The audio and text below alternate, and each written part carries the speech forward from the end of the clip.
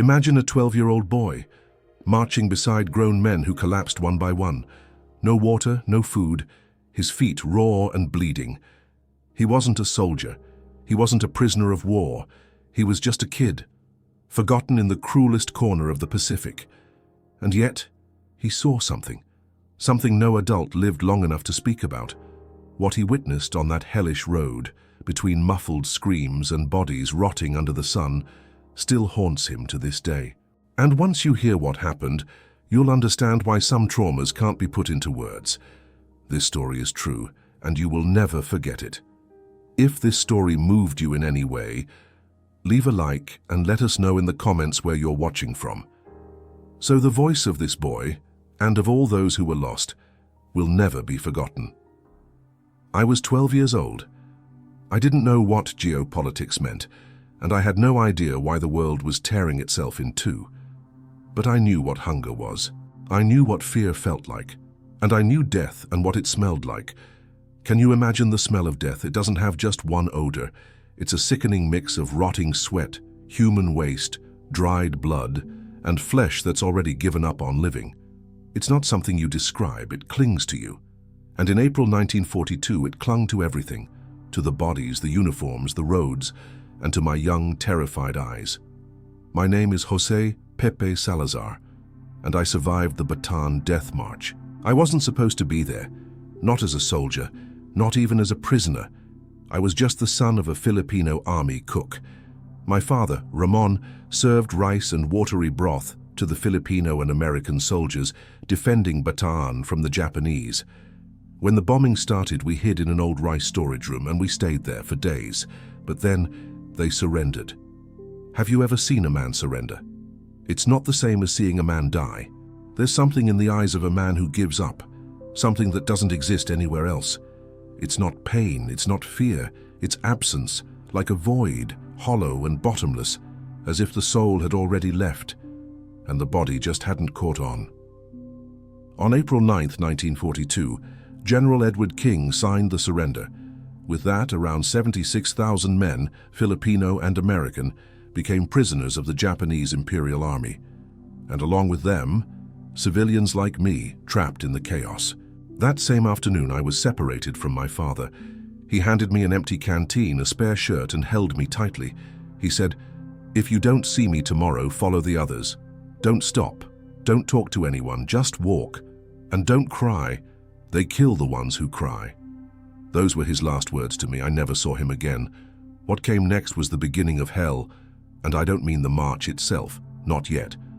What I remember first was the chaos, soldiers being searched, civilians being kicked, a little girl screaming for a doll she'd dropped on the ground, and the Japanese soldiers laughing loudly, like it was all some kind of grotesque circus.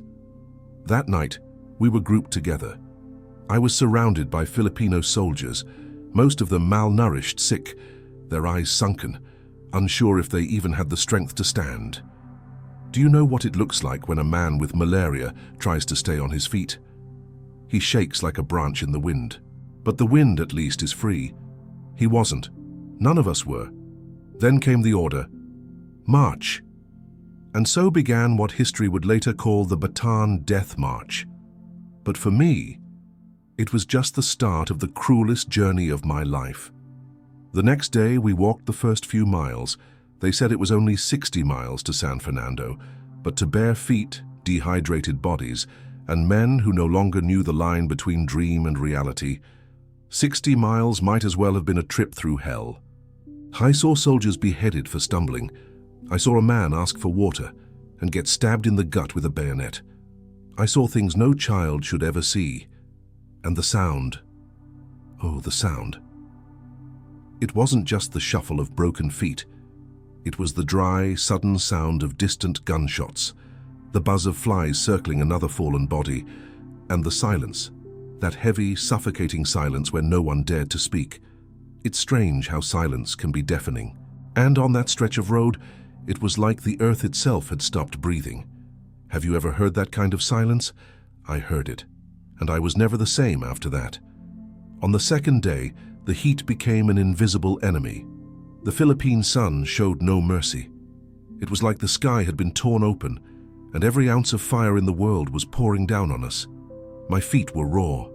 Each step felt like a thorn piercing my soul. And still, I kept walking. We all did. Because stopping meant dying.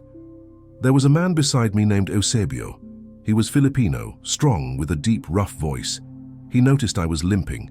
He tore a piece of his own shirt, spat on it, the closest thing we had to water, and wrapped it around my foot. "Don't let them see you're weak," he said. "They shoot the weak." That was the only time we ever spoke. The next kilometer, he collapsed. No one could help him. A Japanese soldier walked over, calmly, unhurried. Eusebio tried to get up. He staggered.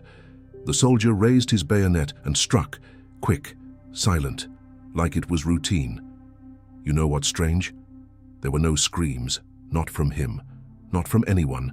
By then we all knew. Screaming changed nothing. Pain had become so constant, it was part of us now. Like skin, like dry air, like the stench of death.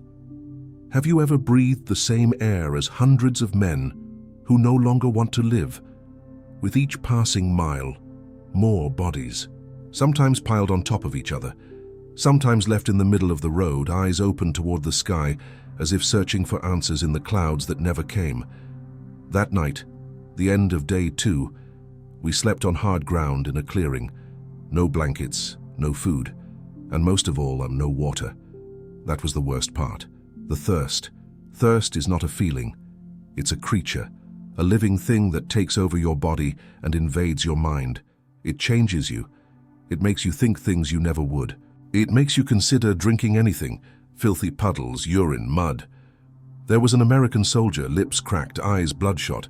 He dug at the ground with his hands, desperate to find moisture. When he finally found a small puddle, dirty, full of feces and blood, he tried to drink. A Japanese guard saw him, laughed, then pulled out his rifle. A single shot, one dry sound. I closed my eyes. I didn't cry. I remembered my father's words. "Don't cry. They kill those who cry." But I shook. I shook on the inside. Because I wanted to drink from that puddle too, I would have, if I hadn't been too much of a coward. Or maybe just smart enough. Do you know where the line is between cowardice and survival? Yeah, me neither. By the third day, the line of marchers had slowed. Many could no longer walk. They were dragged. The guards beat them with bamboo sticks, shoved them with bayonets, slapped those who staggered. And sometimes, they just watched, waiting to see who would fall next. The bodies were starting to swell. The smell was worse. And the eyes of the Japanese soldiers had changed. Have you ever seen someone stop seeing people and start seeing objects? That's how they looked at us, like sacks of rice being moved, as if we were cargo, dead weight. And that's what we were becoming, little by little. Some tried to help their comrades, but that was dangerous. Helping was frowned upon. An American tried to lift a friend. 2 soldiers came, a rifle butt to the neck, then 3 kicks to the gut, and then nothing. You learn quickly. Compassion has a high price in war, a very high price. By the end of the day, the pain in my stomach was unbearable. I hadn't eaten in 2 days, my head spun. My body felt like stone, but my feet kept moving, mechanically, as if they had a will of their own. And then, I heard something. A voice. Low.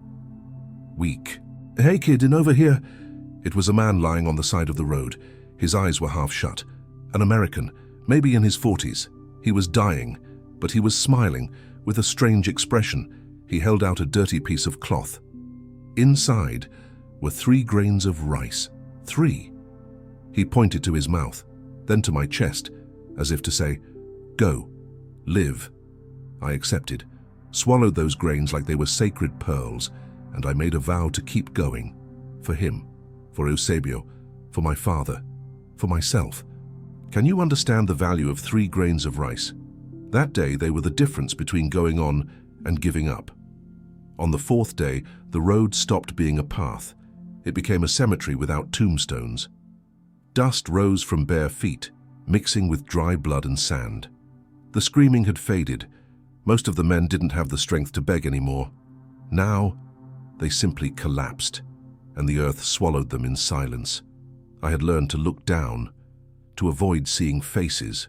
Each face might be the last, and I had no room left for more loss. Have you ever had to shut off your humanity just to stay alive? I have. I started counting steps. It was my way of staying sane. Every 1,000 steps I stopped and breathed, or tried to. Sometimes my mind wandered. I saw my mother still in Manila before the invasion. I saw my father smiling in the kitchen, apron stained with grease. But then, the stench of the road pulled me back, the smell of the march, and it left no space for dreams. On the morning of the 5th day, something changed. We reached a small village, or what was left of it. Burned houses, collapsed roofs, civilians peeking through cracks in the walls, wide-eyed, hands covering their mouths. They looked at us like they were watching a parade of ghosts. A Filipino boy ran toward the road holding a gourd of water. He couldn't have been older than me. He didn't take 2 steps. A gunshot, that's all. And his body fell like a puppet with cut strings. His parents screamed from inside the house, but they didn't come out. No one did. Because they knew. The road was the border between life and death, and crossing it meant a sentence. The boy's body stayed there. And we kept marching. Have you ever seen someone's life taken just for trying to help? At that moment, I realized compassion was a luxury, and luxuries didn't survive the death march. On the 6th day, the sun mocked us. No clouds, just heat and thirst and delirium. I saw men talking to trees. Others marched naked, not knowing why. There was an American sergeant who kept repeating a poem over and over. Do not go gentle into that good night. I didn't know what it meant, but those words stuck in my head like a whisper of resistance. Do not go gentle into that good night. Was he speaking to himself, or was it for all of us? That night, we camped near an abandoned rice field. The smell of rotting crops mixed with the stench of bodies, and it was hard to tell which was worse. A man beside me began to cry, a dry cry, no tears, just sounds. I stood still, wanted to comfort him, say something. But I remembered, they kill those who cry. So I just leaned in and pressed my forehead against his. For a moment, the silence was broken by something that wasn't death. It was humanity. And it was there I realized, even here, even in the heart of despair, a simple gesture could still mean everything. On the 7th day, my vision was blurred. My feet no longer obeyed me. It was as if my body was moving purely out of memory. Then, I saw a man collapse up ahead. An American, tall, strong, but he was broken. A Japanese soldier approached and shouted something. The man didn't respond. He was unconscious. The soldier raised his bayonet. And then something unexpected happened. Another Japanese, younger, grabbed his arm. He said something softly. They stared at each other for a tense second. Then, the older one lowered the bayonet and walked on. The younger soldier stayed behind. He looked at the American, spat on the ground, and turned around, but he didn't kill him. Why? Did he see something? Did he have a flicker of empathy?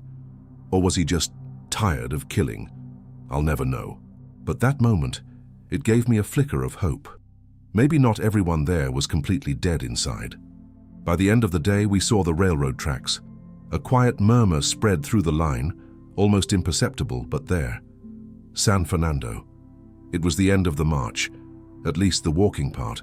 The news spread like a warm breeze in the middle of despair. But what waited for us there was just another kind of hell. When we arrived in San Fernando, the marching stopped, but the nightmare continued. They took us to a concrete yard, fenced in with barbed wire. Hundreds of sweaty, skeletal, delirious bodies packed together like sardines. The stench was unbearable, a mix of feces, blood, vomit, and sunburned flesh. We were in a pen, a human pen. At that point, we were no longer men, soldiers, civilians, or children. We were just bodies waiting for the next order, or for death. Have you ever been treated like you're worth less than an animal? I have, and I'll tell you this, after a while, you start to believe it. The next few hours were a blur of heat, groans, and vacant stares. Some prayed, others mumbled nonsense, and then trucks arrived. But not for us. They came for the American officers, maybe for interrogations, maybe for something worse. We never knew. What we did know was that we, Filipinos, civilians, lower-rank soldiers and children, would be transported a different way. In freight cars, they shoved us inside like cattle. 60, 70, 80 men per car. No room to sit, no windows, no ventilation. I was crushed against the wooden wall. The heat inside was suffocating. Each breath was a battle. The air, putrid, hot as an oven. Soon the floor was soaked in urine, then feces, and finally, blood. Men fainted. Some died standing, and since there was no space to fall, they just stayed there, motionless, among the living, dangling like bags of bones. Have you ever felt a dead body leaning against your shoulder? I have, for hours, and I couldn't do a thing. During the trip, I lost all sense of time. Could have been half a day, could have been 2, no one knew. All I remember is the moment I thought I would die right there. But then, a hand touched mine. It was an old Filipino man.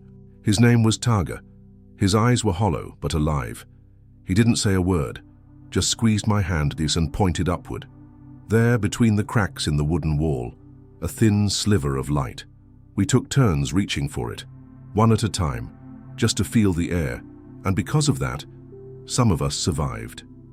Yes, a crack in a wooden wall saved lives. Have you ever thanked a splinter of light? I did, like it was a miracle. Finally, the train stopped. The doors slammed open. The sunlight blinded us. Men fell out like discarded dolls. Some crawled, trying to escape the suffocating heat of the cars. Others didn't move at all. By that point, the Japanese no longer shouted much. They didn't need to. Fear had already taken root. Our bodies obeyed before their voices even came. They lined us up again. And then, more marching. It wasn't far, 2 or 3 kilometers, they said. But at that point, every step was torture. And it was in that final stretch that my body finally gave out. My legs gave out. I dropped to my knees, then collapsed. The ground was burning hot, and I felt myself slipping away. Then, something unexpected happened.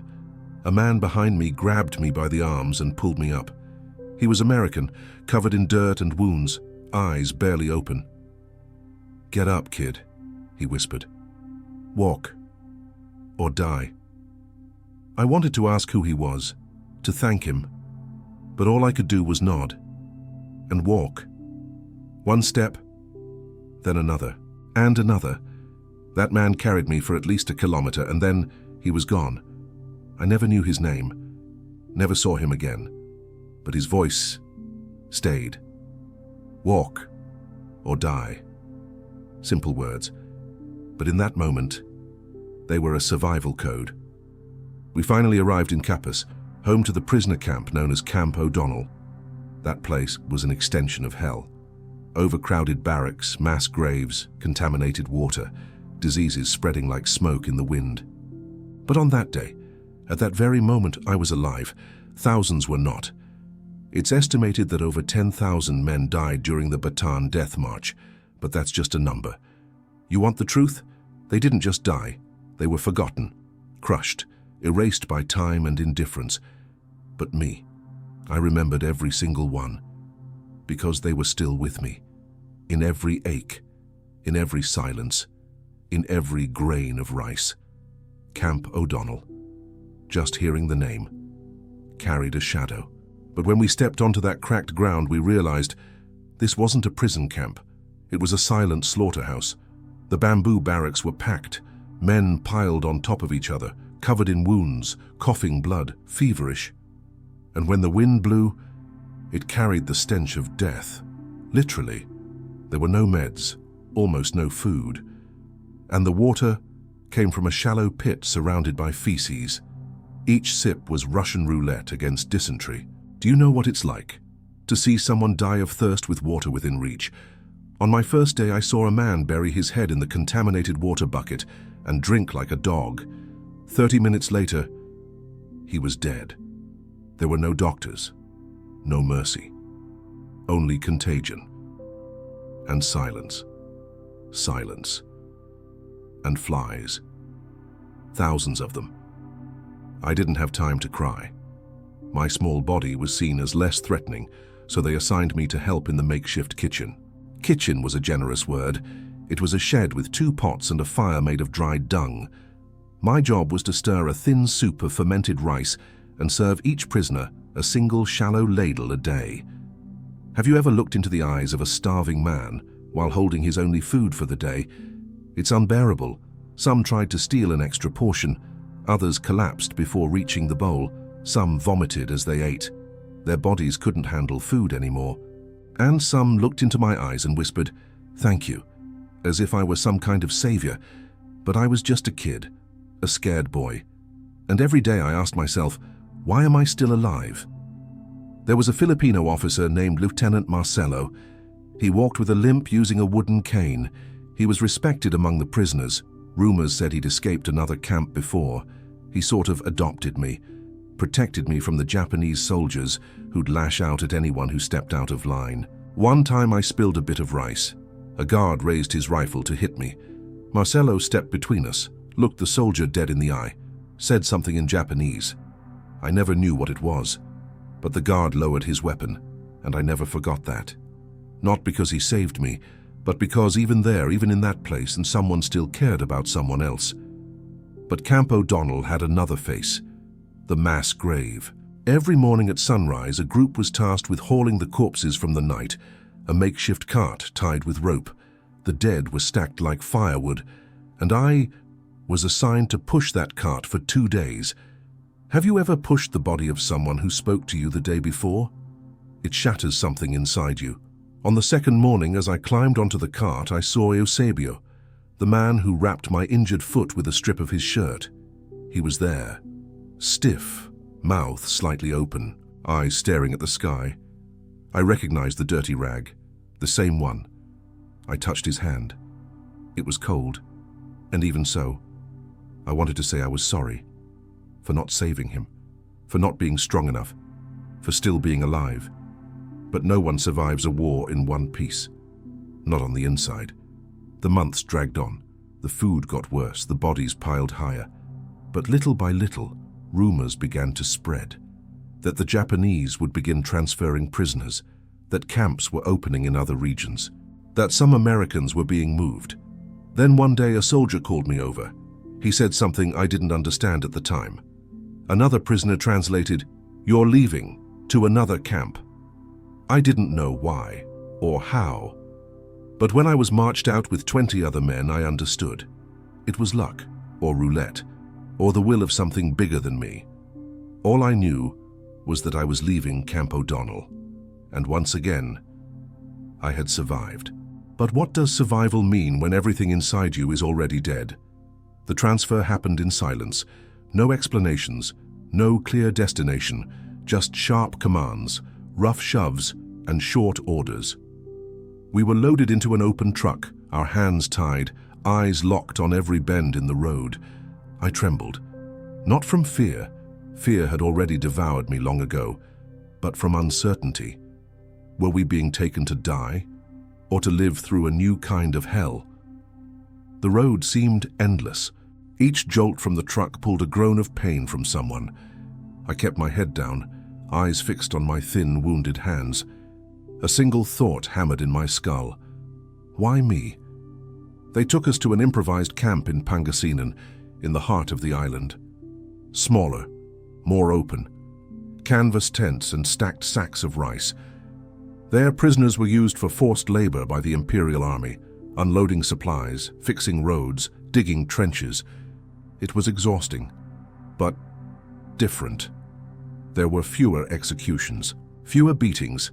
Some guards even spoke in low tones. It wasn't mercy, it was calculation. They needed bodies that moved, arms that could lift sacks, men who still breathed. That's all we were, not prisoners, not people, just useful. And by some miracle, I was useful. They assigned me to carry water to the barracks, 1 bucket in each hand, every day, dozens of trips. I'd pass lines of prisoners and hear murmurs. Sometimes someone would stretch out a hand and say, "Thank you." Other times they called me a ghost, The truth, I didn't look like a child anymore. My eyes had aged. My face was all bone and sunburnt skin. And joy had vanished. But even there, something began to change. An American snuck me a piece of bread. Another taught me a soft little song, as just a whisper. An old Filipino called me Apo, grandson, and shared half his rice with me. Small gestures, but in the middle of death, they were seeds of something forgotten. Hope. That's when I met Sergeant Thompson. He was a big man, broad shoulders, firm voice, but now he was thin, sick, coughing all the time, with deep-set eyes. "You're strong," he told me one day as I carried the buckets past him. I shook my head. I didn't feel strong. "Yes, you are," he insisted, "because you're still standing."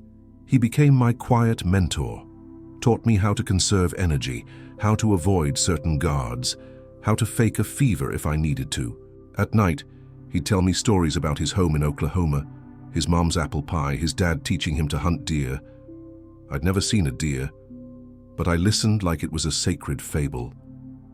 One day, he gave me a piece of paper. On it was a drawing. It was me, holding a bucket, serious, exhausted, but standing. "When you get out of here, keep this," he said, "so you'll remember that you exist." That night I cried silently. Have you ever had to remind yourself that you're still someone? That piece of paper became my relic, my symbol, my proof. But not everything was getting better. Rumors started swirling. American troops were retreating in the Pacific. Japan was advancing. The war was spreading. And with that came tension. Suddenly, the guards started yelling again, punishing more, trusting less. Then, one man tried to escape. He was caught 2 days later, dragged to the center of the camp, and executed with a single shot to the head, in front of everyone. A warning. The silence that followed that shot was heavier than the bullet. Thompson pulled me close. "Look at this, kid. Don't ever forget. They have no power over what you feel in here." He pointed to my chest. "Unless you give it to them." 2 weeks later, he was gone. Another prisoner said he'd been taken to a military hospital. Pneumonia, they said. He never came back. I kept the drawing. It was all that was left of him. And for many nights I stared at that piece of paper, like someone stares through a window. A crack. A thread of humanity that hadn't yet been ripped out of me. Have you ever survived because of a piece of paper? I have. Over time, I learned not to ask questions, not to ask where we were going, not to ask why someone vanished, not to ask why some guards started staring into the horizon with fear in their eyes. It was 1944, and the war was shifting. Whispers spread through the camp. They said the Americans were coming back, that General MacArthur had landed in Leyte, that the Japanese were retreating, but us, we were still trapped in the mud, in hunger, in nightmares. And yet, something began to return in the eyes of the prisoners, something we hadn't seen since the early days of the march, something I had forgotten how to name: hope. Have you ever seen hope rise in a body that was ready to die? It's a kind of rebirth you can't explain. You just feel it. But with hope came danger. The Japanese began relocating prisoners. Many were taken to unknown camps. Others were loaded onto what they called hell ships. Ships to Japan. Cramped, dark, suffocating holds. Many died before even reaching shore. And those who arrived were never seen again. So when they announced new transports, many of us began to pray for illness. Yes, pray to look weak, sick, unfit. Because being healthy meant being selected, and in that world being chosen could mean death. I hid, behind moldy sacks of rice covered in mud and filth, feigning a fever.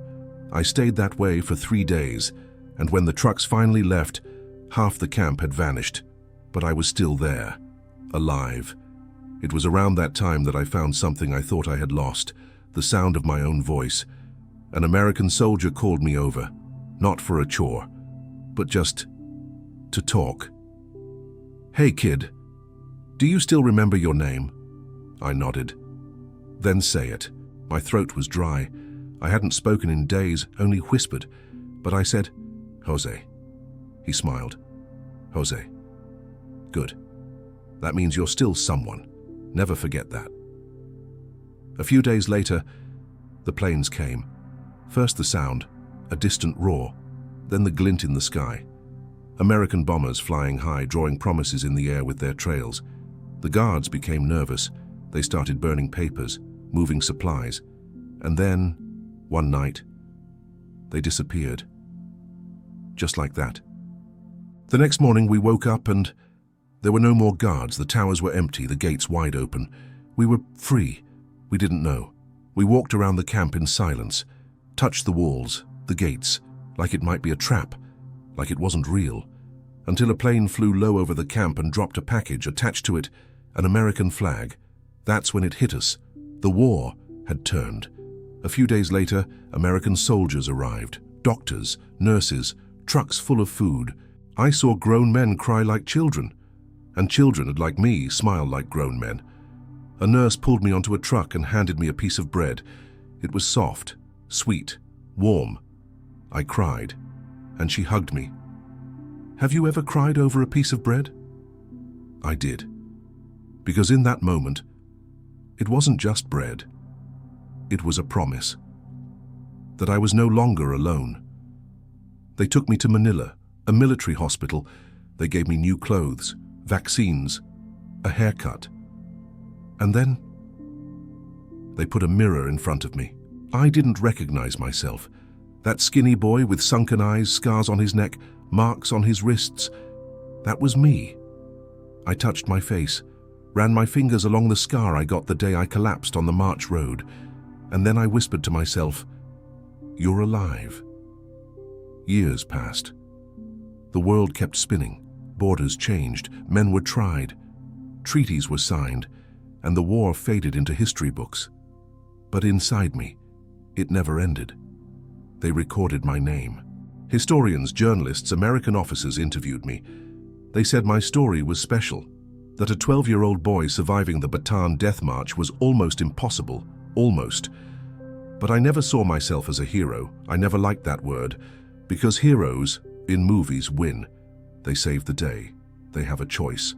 I just survived, because I wasn't allowed to die, because some pulled me up when I fell, because one man shared 3 grains of rice, because another drew my face on a piece of paper. They are the ones who kept me standing. They were the ghosts who carried me when my legs gave out. Have you ever been held up by memories? I have, every single day. I spent my youth in the United States, under the care of an American family who took me in after the war. I studied, worked, got married, had children. But I could never forget. There were nights I'd wake up drenched in sweat, still smelling blood on hot dust. Other times I'd cry without knowing why, until my wife would touch my hand and I'd come back. Coming back was always the hardest part, because a part of me never left Bataan. Today, at 92, I write this from a wooden chair, listening to my grandchildren laugh in the backyard. And sometimes I find myself looking up at the sky, trying to remember the faces of those who never made it. Some I remember clearly. Eusebio, Lieutenant Marcelo, the man with 3 grains of rice.